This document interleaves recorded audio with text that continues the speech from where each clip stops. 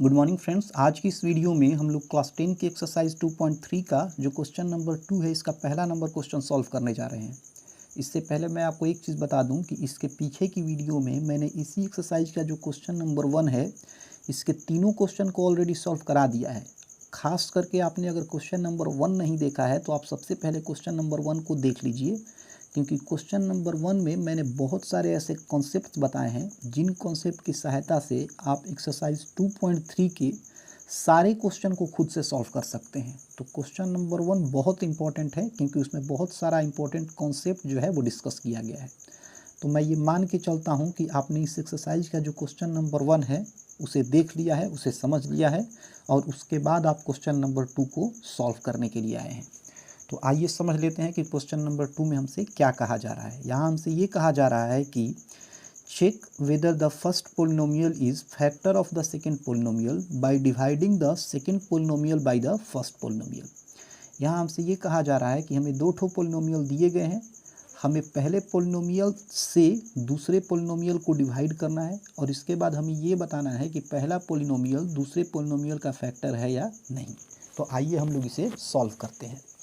तो यहाँ पे मैंने क्वेश्चन को ऑलरेडी यहाँ लिख रखा है। अब इस क्वेश्चन को सॉल्व करने से पहले मैं आपको कुछ बेसिक कॉन्सेप्ट बता दे रहा हूँ। पहले आप इस बेसिक कॉन्सेप्ट को समझ लीजिए। अगर आपसे किसी ने पूछा कि आपको ये बताना है कि 2 जो है ये 9 का फैक्टर है या नहीं, तो इसके लिए आप क्या करेंगे, आपको 2 से 9 को डिवाइड करना होगा। अगर 2 9 को पूरा डिवाइड कर दे रहा है तो हम कहेंगे कि 2 9 का फैक्टर होगा, और अगर 2 9 को पूरा डिवाइड नहीं कर रहा है तो 2 9 का फैक्टर नहीं होगा। अब हमें कैसे पता चलेगा कि 2 9 को पूरा डिवाइड कर रहा है? तो 2 को अगर हम 9 से डिवाइड करें और रिमाइंडर हमें 0 मिल गया तो हम कहेंगे कि 2 9 को पूरा डिवाइड कर रहा है, और अगर रिमाइंडर 0 के सिवाय और कोई नंबर मिला तो हम बोलेंगे कि 2 9 को डिवाइड नहीं कर रहा है, और जब 2 9 को डिवाइड नहीं करेगा तो 2 9 का फैक्टर नहीं होगा। अब यहाँ पे हमें ये चेक करना है कि ये पोलिनोमियल इस पोलिनोमियल का फैक्टर है या नहीं। तो हम क्या करेंगे, इस पोलिनोमियल से इस पूरे पोलिनोमियल को डिवाइड करेंगे। अब डिवाइड करने के बाद अगर हमारा रिमाइंडर 0 आ जाता है तो हम ये बोलेंगे कि ये जो हमारा पोलिनोमियल है इस पोलिनोमियल को पूरा डिवाइड कर दे रहा है, और अगर ये पोलिनोमियल इस पोलिनोमियल को पूरा डिवाइड कर रहा है तो इसका मतलब ये जो पोलिनोमियल है इस पोलिनोमियल का एक फैक्टर होगा। तो आइए हम लोग इस पोलिनोमियल से इस पोलिनोमियल को डिवाइड करते हैं। फिर मैं एक बार आपसे कह रहा हूँ कि इसी एक्सरसाइज का जो क्वेश्चन नंबर 1 है उसमें मैंने बहुत डिटेल्स में समझाया है कि हम लोग कैसे एक पोलिनोमियल से दूसरे पोलिनोमियल को डिवाइड कर सकते हैं। तो चलिए हम लोग इस क्वेश्चन को सॉल्व करते हैं। हम लोग इस पोलिनोमियल से इस पोलिनोमियल को अब डिवाइड करने वाले हैं। तो यहाँ हम लोग लिखेंगे t² - 3 और यहाँ हम लोग लिखेंगे 2t⁴ plus 3t⁴ minus 2t² - 9t - 12। अब यहाँ पे किसी तरीके से हमें 2t⁴ जो है इसे हटाना है, इसे कैंसिल करना है। तो t² में हम किस नंबर से मल्टीप्लाई करें कि हमें 2t⁴ मिल जाए। तो अगर आप t² में मल्टीप्लाई कर देते हैं 2t² से तो आपको 2t⁴ मिल जाएगा। तो यहाँ हम 2t² से मल्टीप्लाई करने वाले हैं। तो यहाँ हम लोग लिखेंगे 2t²। अब t² से अगर 2t² में हम मल्टीप्लाई करेंगे तो हमें मिल जाएगा 2t⁴ माइनस 3 में अगर 2t² से मल्टीप्लाई करेंगे, -3 में अगर मल्टीप्लाई कर दें 2t² से तो 3 2 जा हमें मिल जाएगा 6, और यहाँ t² है तो यहाँ t², यहाँ माइनस है तो माइनस, मतलब हमें मिल जाएगा -6t²। तो -6t² को हम लोग यहाँ लिख देंगे क्योंकि एक जैसे टर्म जो हैं वो एक जैसे टर्म के साथ लिखे जाते हैं। यहाँ t² है तो इसी t² के नीचे कोई दूसरा t² आएगा। अब हम लोग इसे सॉल्व कर देंगे। तो हम लोग नॉर्मली डिवाइड में करते क्या हैं, ऊपर वाले नंबर में से नीचे वाले नंबर को सब्ट्रैक्ट करते हैं। तो हम 2t⁴ में से सब्ट्रैक्ट करेंगे 2t⁴ को।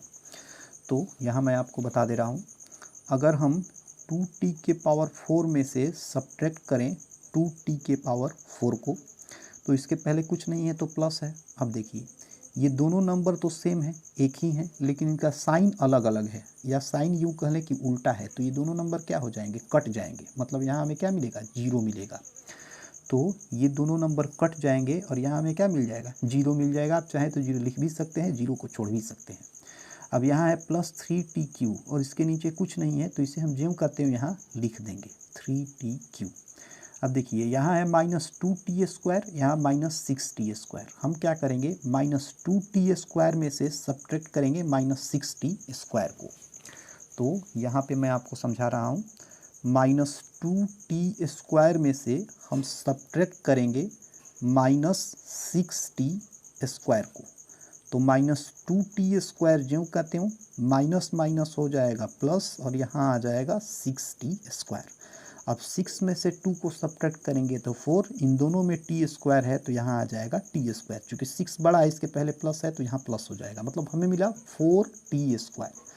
तो यहाँ हम लोग लिखेंगे +4t²। अब देखिए इसके बाद -9t और -12 के नीचे कोई नंबर नहीं है, तो इसे ज्यों कहते हैं हम लोग यहाँ लिख देंगे। यहाँ हम लोग लिखेंगे -9t -12।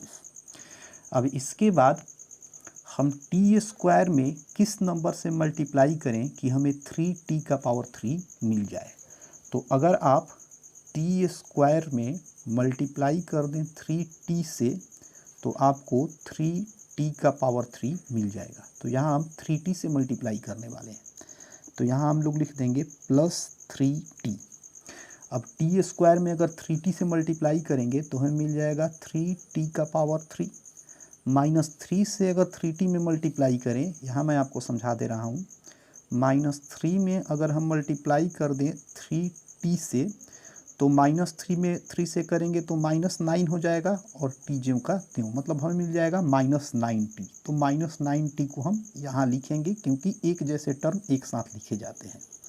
अब हम इसे सॉल्व कर देंगे, तो 3tq में से 3tq को सब्ट्रैक्ट करेंगे तो ये कैंसिल हो जाएगा और हमें 0 मिल जाएगा। 4t² के नीचे कुछ नहीं है तो इसे ज्यों कहते हो हम लिख देंगे।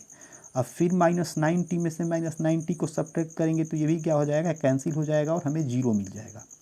इसके बाद यहाँ है -12, इसके नीचे कुछ नहीं है तो -12 को हम यहाँ ज्यों कहते हो लिख देंगे। अब यहाँ हमें मिला 4t²। अब t² में हम किस नंबर से मल्टीप्लाई करें कि हमें 4t² मिल जाए। तो अगर आप t² में मल्टीप्लाई कर दें 4 से तो आपको 4t² मिल जाएगा। तो यहाँ अब हम 4 से मल्टीप्लाई करने वाले हैं, तो यहाँ हम लोग लिख देंगे +4।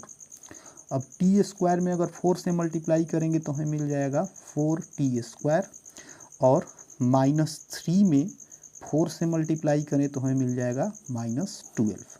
4t² में से सब्ट्रैक्ट करेंगे 4t² को तो ये कैंसिल हो जाएगा और 0 मिल जाएगा हमें, और 12 में से 12 को सब्ट्रैक्ट करेंगे तो ये भी कैंसिल हो जाएगा और हमें 0 मिल जाएगा, मतलब हमें रिमाइंडर 0 मिला।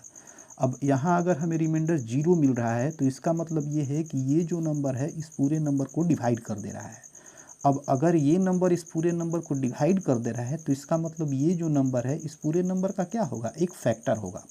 अब चूंकि ये भी पोलिनोमियल है, ये भी पोलिनोमियल है, तो हम ये भी बोल सकते हैं कि ये पोलिनोमियल इस पोलिनोमियल को डिवाइड कर रहा है, तो ये जो पोलिनोमियल है इस पोलिनोमियल का क्या होगा, एक फैक्टर होगा। तो अब इसी चीज़ को हम लिख देंगे। हम लोग यहाँ लिखेंगे कि t² -3 will be factor of 2t⁴ + 3tq -2t² -9t -12। तो यहाँ हम लोग लिखेंगे सो t² -3 विल बी फैक्टर